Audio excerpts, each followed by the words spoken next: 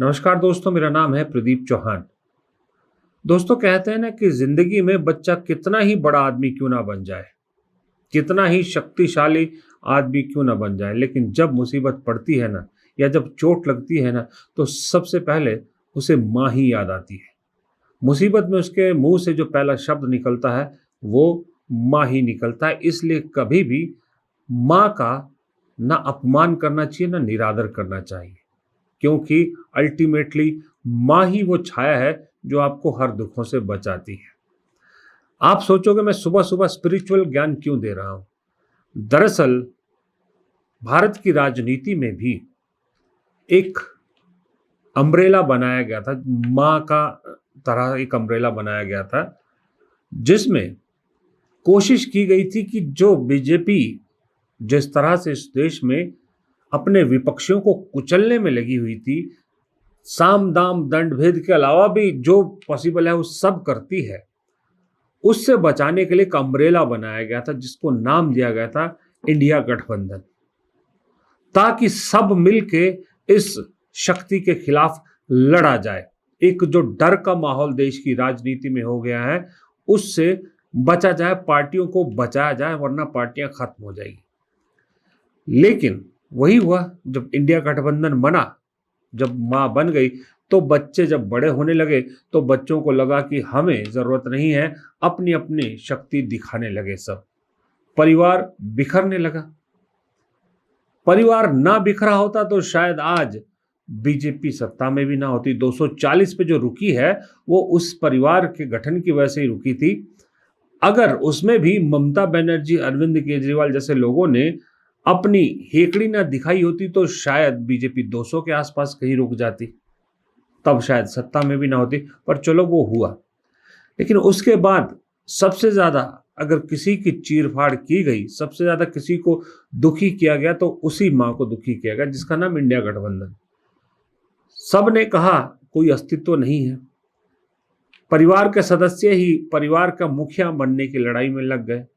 सबको लगा जो घर का सबसे बड़ा बेटा है कांग्रेस, वो तो नकारा है, मुझे घर की जिम्मेदारी दो, मुझे हेड ऑफ द फैमिली बनाओ, मुझे सब कुछ करो। लेकिन याद रखिएगा, जो घर का सबसे बड़ा बेटा होता है ना, माँ बाप के बाद वही जानता है कि परिवार की ताकत क्या है।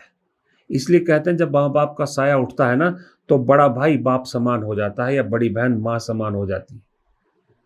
तो बड़े भाई हमेशा अगर खामोश है, अगर नरम है, तो उसे उसकी कमजोरी नहीं समझना चाहिए, लेकिन समझा जाता है जिंदगी में। वही इंडिया गठबंधन में हुआ कि कांग्रेस की खामोशी को कमजोरी समझा गया। इसलिए ममता बनर्जी आए दिन कांग्रेस के खिलाफ होती रही, केजरीवाल खिलाफ होते रहे, कभी शरद पवार, कभी कोई, कभी कोई, कभी कोई। लेकिन जब सबको फिर से मुसीबत ने घेरा, फिर वही माँ याद आने लगी। सबको लगा हमारा अस्तित्व अब खात्मे की कगार पर है। अगर अभी माँ के आंचल में ना लौटे तो बचना मुश्किल है। और जो घर का सबसे शरारती, सबसे उसको क्या कहते हैं, विद्रोही बच्चा था, सबसे ज्यादा आज की डेट में वही रो रहा है, जिनका नाम है ममता बनर्जी। जिस दिन बंगाल का चुनाव हारी, उस दिन ममता बनर्जी को सबसे पहले अगर कुछ याद आया तो वो इंडिया गठबंधन था। उन्होंने अपनी पार्टी को मजबूत करूंगी, दोबारा खड़ा करूंगी, ये बात बाद में बोली। पहले उन्होंने कहा इंडिया गठबंधन को मजबूत करूंगी, इंडिया गठबंधन के लिए काम करूंगी। तभी समझ में आ गया था कि ममता बनर्जी को इंडिया गठबंधन की वैल्यू समझ में आ गई। लेकिन उसके बाद बाकियों की तरफ से कोई खास प्रोत्साहन नहीं मिला, तो ममता बनर्जी को अब फिर एक बार इंडिया गठबंधन की याद आ गई है। और ममता बनर्जी कोशिश कर रही कि किसी तरह से इस बार इंडिया गठबंधन को दोबारा खड़ा करके मजबूत किया जाए। इसलिए वो 5 जून को इंडिया गठबंधन की बैठक, जी हाँ, 2024 लोकसभा चुनाव का पहली बैठक करने की कोशिश भी कर रही है। आज हम लोगों पर अत्याचार चल रहा है, हमारा वर्कर को हर रोज अरेस्ट कर रहा है, हमारा इलेक्टेड बॉडी को फंक्शन नहीं करने दे रहा है। अगर आप सच से जीतता, हिम्मत से जीतता, तो आप इतना अत्याचार नहीं करते, आप इतना जुलूम नहीं करते, आप जनता के लिए काम करते। लेकिन आप काम नहीं कर रहा है, कर रहा है। और इसी के लिए हम लोग इंडियन अलायंस एक साथ में हम फर्स्ट वीक ऑफ जून में बैठने का कोशिश करेंगे, सबको साथ बातचीत करके, और जो अदर जो लाइक माइंडेड पार्टी है, और हम लोग प्रोग्राम भी करेंगे। अगर जरूरत पड़े तो आपको मुखोश छीनने के लिए wherever we have to go, we are ready to go. Please see that we are not going to bow down our head. You can arrest my 2,500 people. You can loot at my party office. अब ममता बनर्जी अपनी इस कोशिश में कामयाब होती है, नहीं होती है, इंडिया गठबंधन मजबूत होता है, नहीं होता है, मैं अभी कुछ नहीं कह सकता इसके बारे में, क्योंकि अब घर के बड़े बेटे ने भी देख लिया है कि भाई पहले अपना परिवार मैं भी दुरुस्त कर लेता हूं, क्योंकि इनका तो कोई भरोसा नहीं, कल फिर धोखा दे जाए। मां की इज्जत बदस्तूर यूं ही करूंगा, लेकिन अपने परिवार का भी ख्याल रखूंगा। ये कांग्रेस की पॉलिसी इंडिया गठबंधन को लेकर हो गई है। दूसरी तरफ उसी कांग्रेस में एक जो संकट कहें, दुविधा कहें, बड़े दिनों से चली आ रही है, वो है कर्नाटक। कर्नाटक में सिद्धारमैया को मुख्यमंत्री पद से हटाया नहीं जा पा रही कांग्रेस, हटा नहीं पा रही, और डीके शिव कुमार से जो वादा किया गया था वो वादा पूरा नहीं हो पा रहा। अब आज फिर से दोनों को दिल्ली बुलाया गया है। आज फिर सिद्धारमैया और डीके शिव कुमार की कांग्रेस हाईकमान के साथ बैठक है। I am invited to Delhi. Tomorrow there is a meeting by 11 o'clock. I don't know the subject. But I am invited. Last night, Mr. Venugopal called me and intimated me. अब इस बैठक के बहुत मायने, अलग अलग समीकरण, अलग अलग विश्लेषण किए जा रहे हैं। कोई कह रहा है कि आज इस बैठक में तय हो जाएगा कि डीके शिव कुमार का इंतजार खत्म हुआ, उन्हें जो वादा किया गया था वो पूरा किया जाएगा। और इस बैठक का सबसे बड़ा कारण ये है कि कर्नाटक के 4 राज्यसभा चुनाव होने हैं। 4 राज्यसभा चुनाव की जो है वो डेट आ गई, तो कर्नाटक में 4 सीटें खाली हो रही हैं। तो 4 में से 1 सीट सिद्धारमैया को दी जाएगी, और सिद्धारमैया को दिल्ली बुलाकर राष्ट्रीय स्तर पर कोई बड़ी जिम्मेदारी दी जाएगी। एक थ्योरी ये चला रही है, और डीके शिव कुमार को वहां की कमान सौंप दी जाएगी।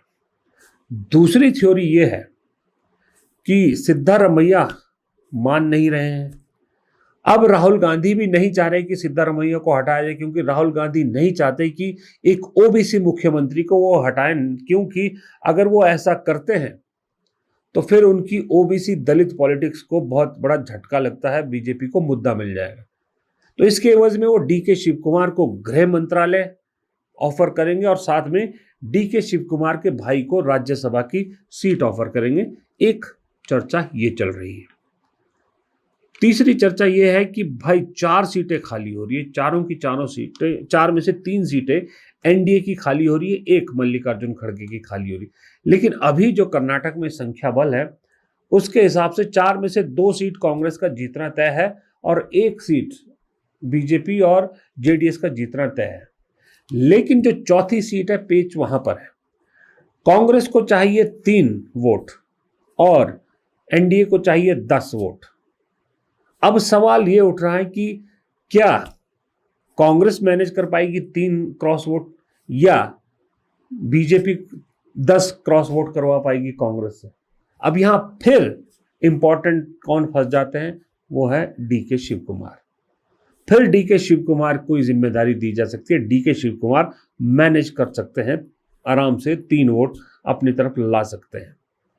लेकिन सवाल फिर यही उठता है कि अगर डीके शिव कुमार आपके इतने इंपॉर्टेंट है, डीके शिव कुमार आपके जो है वो संकट मोचक है, फिर उन्हें उनका हक क्यों नहीं दिया जा रहा? हक भी वो जो उनसे वादा किया गया। अब अगर इन सारे समीकरणों को आप देखोगे तो सब एक दूसरे से जुड़े हुए हैं। अगर डीके शिव कुमार से कहा जाता है कि आप चौथी सीट का भी इंतजाम कीजिए, तो क्या वो नहीं कहेंगे कि फिर मेरा वादा पहले पूरा कीजिए? अगर डीके शिव कुमार को कहा जाता है कि नहीं, आपका वादा तो पूरा नहीं करेंगे, लेकिन ये कर दीजिए, हम आपको एवज में गृह मंत्रालय दे देंगे, आपके भाई को राज्यसभा भेज देंगे, क्या डीके शिव कुमार इसके लिए तैयार होंगे? मुझे संभावना कम लगती, सही में बताऊं, आगे नहीं मुझे मालूम, मुझे कम लगती है। और दूसरा, क्या सिद्धारमैया वाला जो ऑप्शन है, सिद्धारमैया उसके लिए तैयार होंगे? क्या वो नीतीश कुमार बनेंगे कि मुख्यमंत्री की कुर्सी छोड़कर राज्यसभा आ जाएं? उनके एवज में उनके बेटे को, जाहिर सी बात है, एडजस्ट करने की बात की जाएगी, वो तो नीतीश कुमार के बेटे भी हुई। फिर वो नीतीश कुमार और सिद्धारमैया में क्या फर्क रह जाएगा? बीजेपी तो यही पूछेगी। तो बड़ी मकड़जाल जो है ये सुलझ नहीं पा रहा है, और सारी चाबी राहुल गांधी के हाथ में, क्योंकि मल्लिकार्जुन खड़गे तो कह चुके हैं कि इस बारे में फैसला राहुल गांधी करेंगे। अब वो राहुल गांधी क्या फैसला करेंगे? मुझे ऐसा लगता है, मेरी पर्सनल राय है, मुझे नहीं मालूम कांग्रेस की क्या सोच है, मेरी पर्सनल राय है ये कि डीके शिव कुमार के हाथ में अब कमान दे देनी चाहिए। देखिए, आप 28 में सिद्धारमैया के चेहरे पर चुनाव नहीं लड़ सकते, तो तय है, 80 साल के हो जाएंगे, ठीक है, आपको चेहरा फिर डीके शिव कुमार देना पड़ेगा। डीके शिव कुमार को अगर अभी आपने मौका नहीं दिया गया, उनका मोराल वैसे डाउन हो जाएगा, वो डीके शिव कुमार नहीं रहेंगे जो अभी है, वो इंतजार की सीमा उनकी खत्म होती जा रही है। और दूसरी बात, अगर सिद्धारमैया को हटा के आपको डर है कि आपकी ओबीसी पॉलिटिक्स को झटका लग जाएगा, देश की राजनीति अगर आप 12 साल से आप देख रहे हो, हर नैरेटिव 4-5 दिन, 6 दिन, 10 दिन, महीना भर रहता है, उसके बाद सब भूल जाते हैं। बीजेपी ने कितने ओबीसी मुख्यमंत्री बनाए हुए, बीजेपी ने कितने कुछ किए हुए। महिलाओं की बात करने वाली बीजेपी को एक महिला मुख्यमंत्री मिली है इतने सारे राज्य में होने के बावजूद। वो कुछ दिन अच्छा है, उसके बाद भूल जाते हैं लोग। तो मुझे लगता है अगर आप डीके शिव कुमार को कमान दे देते हो और सिद्धारमैया से नमस्ते करने को कहते हो, तो इसमें कोई ज़्यादा दिक्कत नहीं आएगी। थोड़े दिन दिक्कत आएगी, उसके बाद चीज़ें सब नॉर्मल हो जाएगी। मेरा तो फिलहाल ये मानना है, पर उम्मीद ये है, फैसला कुछ भी हो, कम से कम आज कर्नाटक के इस नाटक पर पर्दा जरूर गिरेगा। नमस्कार।